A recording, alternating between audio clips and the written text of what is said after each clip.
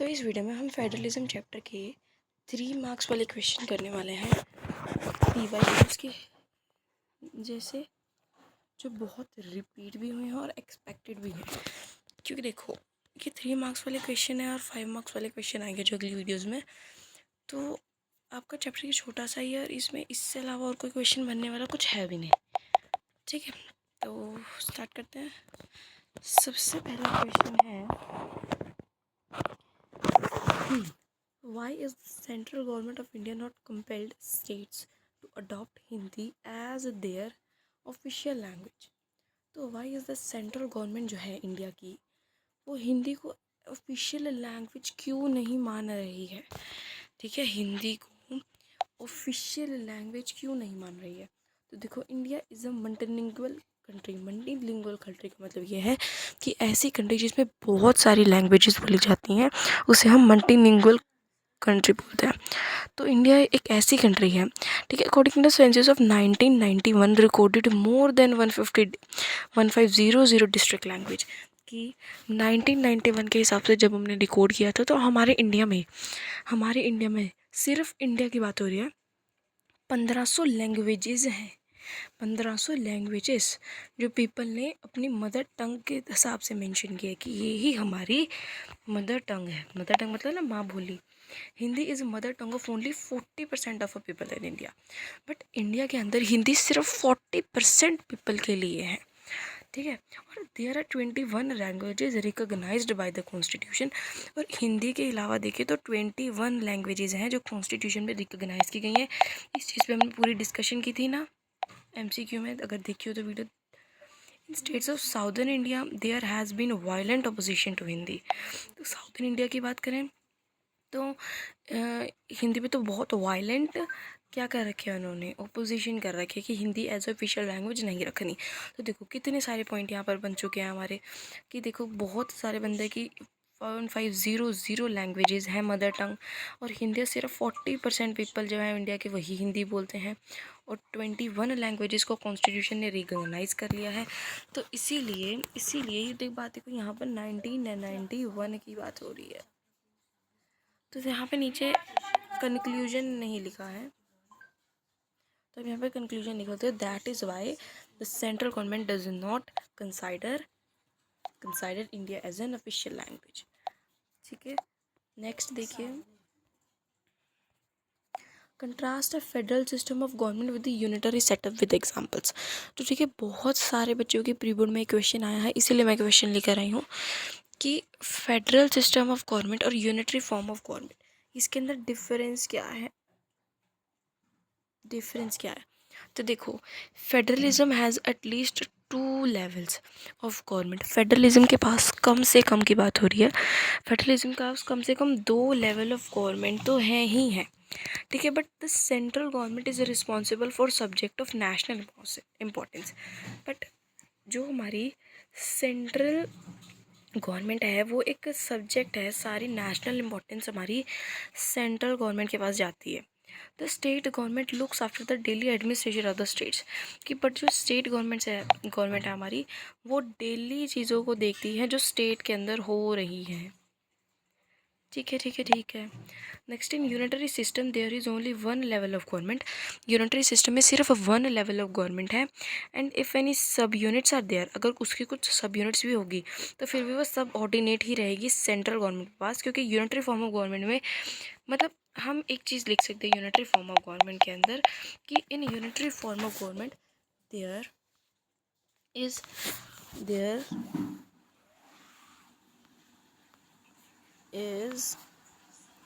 Only 1 leader. ठीक है, चाहे अब ये लीडर एज अ मोनार्की वाला लीडर की बात नहीं हो रही है, लीडर हो सकता है एज अ कि सिर्फ सेंट्रल गवर्नमेंट लीडर है या फिर सिर्फ स्टेट गवर्नमेंट लीडर है, उस बेस पे। ठीक है, next highlights the 2 types of routes through with the federation of formed. ठीक है, 2 रूट जो है जिसकी वजह से फेडरेशन बनी है। ठीक है, तो देखो, when independent states come together and form a federation is coming together route। ठीक है, 2 रूट होते हैं, होल्डिंग टुगेदर रूट और कमिंग टुगेदर रूट।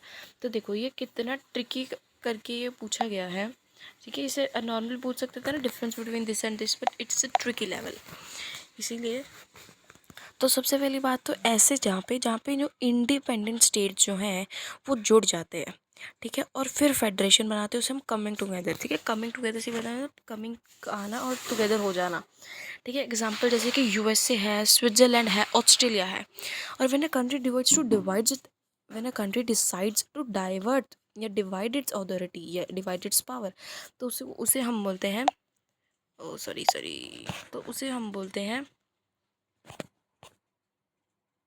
तो फोर्थ कहाँ गया, मुझे यहाँ पे आई थिंक फोर्थ नहीं आया, वेट अ सेकेंड, तो उसे हम बोलते हैं होल्डिंग टुगेदर फेडरेशन, ठीक है। देखो यहाँ पे लिख दिया है government that is called holding together route, जैसे कि India, Spain, Belgium, India, Spain, Belgium. Fourth, explain the role of union list, state list, concurrent list in the context of India, ठीक है, इंडिया के कंटेक्स्ट में बताना है। तो 5 marks वाली क्वेश्चन में भी है ये, ठीक है, वहाँ पे भी आप ज़रूर देखना जाके। 2 मिनट वेट करना, 2 मिनट। तो यूनियन लिस्ट क्या है?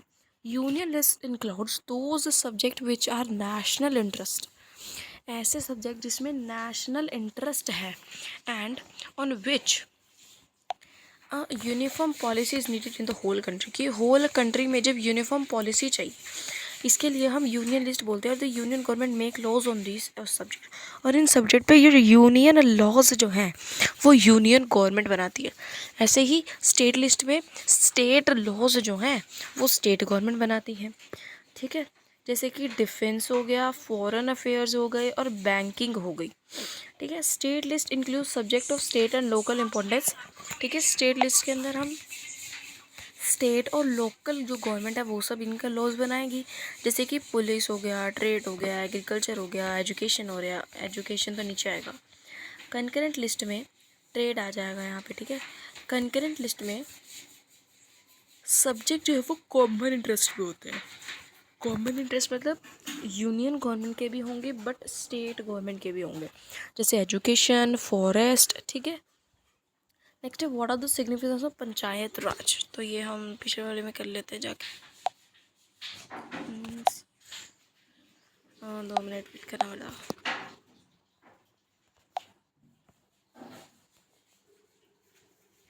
तो सिग्निफिकेंस क्या है पंचायत राज की, तो देखो it is the third level of Indian federal system.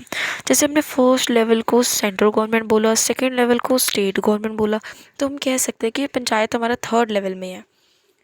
This level gives a chance to people to become the representative of people, ठीक है। तो जो ये लेवल है ये एक छोटे से छोटे बंदे को भी, एक पुअर पीपल को भी, एटलीस्ट पुअर पीपल को, ठीक है, चांस देता है। मतलब होते तो सब में देखो बड़े बड़े लोग ही हैं, बड़े बड़े फार्मर्स ही हैं, but still it gave a chance to those peoples, ठीक है। अब देखो विलेज के अंदर क्या किसी को एमएलए बनने का चांस मिलेगा, किसी विलेज के अंदर, किसी गांव के अंदर, कि हम किसी को प्रधानमंत्री बना देंगे, नहीं। बट जो ये पंचायत राज है यही उन सबको अपॉर्चुनिटी देता है पीपल के लिए रिप्रेजेंट करने के लिए, पीपल को अपने रिप्रेजेंटेटिव बनाने के लिए। There are 36 lakh elected representative the local bodies, और लोकल बॉडीज़ में पूरे 36 लैक्स, ठीक है, पूरे 36 लाख बंदे जो हैं वो as a representative, as a candidate खड़े हो रहे हैं। There is a reservation of women, एससीज एंड एसटीज, तो इसमें वुमेन की वो भी है रिजर्वेशन, जैसे हमने भी लोकल बॉडीज़ में, तो 1/3 of the seat are reserved for women. और एसटी ओबीसी जो हमारे एससी ओबीसीज होते हैं, शेड्यूल कास्ट और शेड्यूल ट्राइब्स वाले, उन सबको भी रिजर्वेशन मिलती है सीट्स के लिए as a candidate. The strength the democratic system in India, और इन्हीं की वजह से इंडिया का जो डेमोक्रेटिक सिस्टम है वो एकदम स्ट्रेंथन है, ठीक है। Next explain the organisation of local government bodies of urban areas, urban areas में लोकल गवर्नमेंट बॉडीज़ का क्या हाल है, तो देखो local government bodies exist in urban area also. In towns there are municipal and in big city there are municipal corporation. तो towns के अंदर municipalities होती हैं और बड़ी बड़ी cities के अंदर म्यूनसिपल कॉरपोरेशन होती है। दोनों ही जो है हमारी वो कंट्रोल करते, वो इलेक्टेड बॉडीज़ के द्वारा ही कंट्रोल की जाती है और पीपल ही है जो उन्हें वोट करता है, इलेक्ट करता है। और municipalities headed by chairman, municipality जो है वो चेयरमैन से हेड होती है, और म्यूनसिपल कॉरपोरेशन है वो मेयर से हेड होती है, ठीक है। म्यूनसिपल कॉरपोरेशन जो है वो मेयर से हेड होती है। फिर मैं क्या करूँ, मेरे ना खुद नहीं समझ में आ रहा।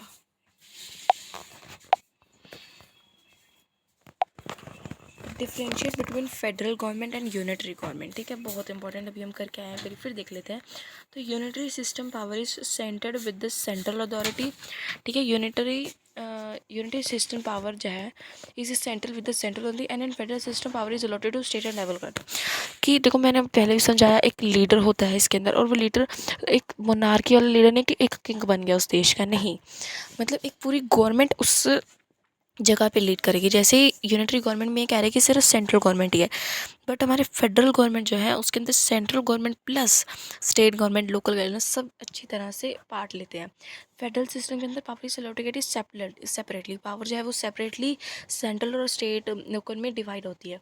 बट यूनिटरी गवर्नमेंट में there is no separate unit of the government. अब देखो एक ही गवर्नमेंट है, वो किससे अपनी पावर शेयर करेगा, नहीं करेगा ना किसी से।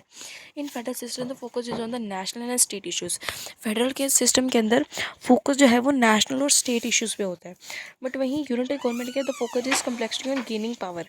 बट यूनिटरी फॉर्म में गवर्नमेंट में सिस्टम यही होता है कि बस मुझे किसी तरह से पावर मिल जाए, ठीक है, गेनिंग पावर, ठीक है। नेक्स्ट है in country like France, Italy, Japan, UK और यूनिटरी, ठीक है। यूके हो गया, फ्रांस हो गया, जापान हो गया, इटली हो गया, ये सब यूनिटरी गवर्नमेंट में आता है। बट द कंट्री जैसे यूएसए हो गया, कनाडा हो गया, अर्जेंटीना हो गया, ऑस्ट्रेलिया, इंडिया, ऑस्ट्रिया, स्विट्जरलैंड, ये सब फेडरल फॉर्म ऑफ गवर्नमेंट में आते हैं, ठीक है, ठीक है, ठीक है।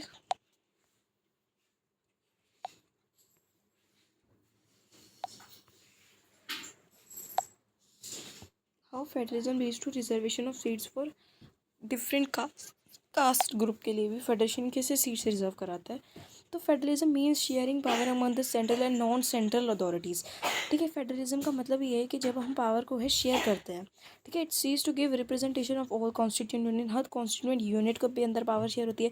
Even in the constituent unit और states there is diversity in the population, population के अंदर डाइवर्सिटी होती है विद रिस्पेक्ट टू लैंग्वेज, किसी का रिलीजन, किसी की कास्ट, किसी की, और कल्चर किसी की, ठीक है। इसीलिए इसमें आप ये चीज़ भी कंस्टिट्यूट कर सकते हो कि हमने इंडिया को एज अ ऑफिशियल लैंग्वेज नहीं माना है, क्योंकि हम हर लैंग्वेज की रिस्पेक्ट करते हैं, ठीक है, विद रिस्पेक्ट टू हर किसी बंदे को अपॉर्चुनिटी देने के लिए, अपनी आवाज़ उठाने के लिए। सोशल ग्रुप के लिए रिजर्वेशन हुई है, जैसे एससी, ओबीसी, ठीक है, और शेड्यूल्ड ट्राइब्स और वुमेन तक भी, ठीक है। और this reservation aims to give power to social weaker, ठीक है। ये चीज़ जो है हम रिजर्वेशन कर रहे हैं, ये सोशली जो वीक है उनको पावर देती है कि वो अपने पॉइंट्स रख पाएँ, ठीक है। और इक्वल चांस मिलता है हर रिप्रेजेंटेशन को एक पॉलिटिकल सिस्टम में, ठीक है, ठीक है, ठीक है।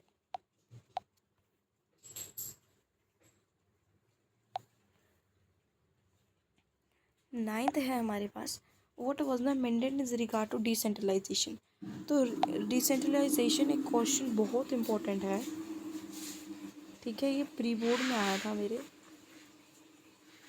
और मेरे को ये आता नहीं था, इसलिए मैं इसको ध्यान से पढ़ूंगी और आप भी ध्यान से पढ़ना। तो डिसेंट्रलाइजेशन क्या होता है, in 1992 73rd amended act gave constituent status to the panchayat raj. तो ये जो है ये एक 73rd अमेंडेड एक्ट हुआ था, जिसने पंचायत राज इंस्टीट्यूशन को कॉन्स्टिट्यूएंट माना था। जैसे हमने सेंट्रल गवर्नमेंट के लिए कॉन्स्टिट्यूएंट यूनिट्स क्या मांगी, स्टेट, लोकल गवर्नमेंट, ये सब। It created the third tier of the federalism. देखो मैंने बोला था ना पंचायत राज है वो एज अ थर्ड सिटीजन है, इसीलिए इसने फेडरलिज्म को थर्ड पावर दे दी, ठीक है, below the central government level and the state government level, की स्टेट, सेंट्रल और स्टेट लेवल के बाद भी कोई है। The objective of this amendment was to make democracy more powerful and effective. तो इसका ऑब्जेक्टिव क्या था कि जो डेमोक्रेसी है उसे पावरफुल और इफ़ेक्टिव बनाना, ठीक है। नेक्स्ट है giving power to grass roots units of self government, ठीक है। नेक्स्ट है how is a federal government better than unitary government, और explain with the example of Belgium और श्रीलंका। तो देखो अगर हम मेन डिफरेंस के बारे में बात करें तो फेडरल गवर्नमेंट जो है वो अपनी चीज़ों, अपने पावर को डिवाइड करती है, बट यूनिटी गवर्नमेंट पावर एक ही हाथ में रखती है। और इन चैप्टर जैसे power sharing we have seen how unitary form of government has provided. Sri Lanka के अंदर यूनिटरी फॉर्म ऑफ गवर्नमेंट थी। यूनिटरी फॉर्म ऑफ गवर्नमेंट कैसे थी कि पावर जो है वो सिर्फ सिन्हालास के हाथ में थी, और सिन्हालास के हाथ में क्यों थी, क्योंकि वो मेजॉरिटी में थी। बट वहीं श्रीलंका जो है, ठीक है, श्रीलंका जो है वहाँ पे यूनिटी फॉर्म करते, बट वहीं बेल्जियम में मेजोरिटनिज्म होने के बावजूद भी उन्होंने माइनॉरिटी का भी सुना और माइनॉरिटी वाले बंदों को भी उन्होंने पावर दी। फिर भी वो एक सेक्युलरिस्ट स्टेट तो नहीं बना सके इंडिया की तरह। ठीक है, तो thank you for watching this video till end, और please please please subscribe the channel, जल्दी करो। फिर 5 मार्क्स वाले क्वेश्चन आएंगे, सीधा आपके पास आएगी नोटिफिकेशन। ठीक है ठीक है।